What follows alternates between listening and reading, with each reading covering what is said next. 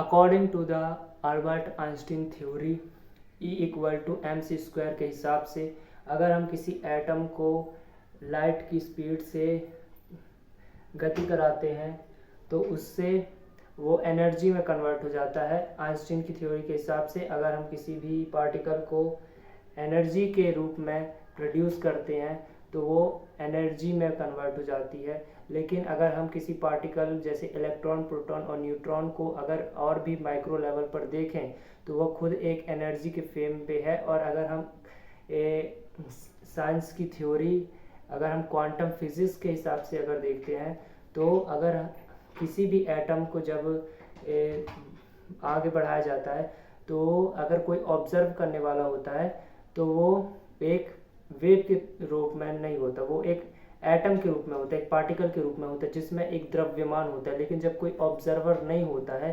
तो उसमें एनर्जी होती है, एक फ्लो होता है। इसके मतलब कि एक ही एटम एक ही समय पर दो चीज़ें दिखा रहा है, एक एटम यानी कि जिसमें मास है और एक एनर्जी।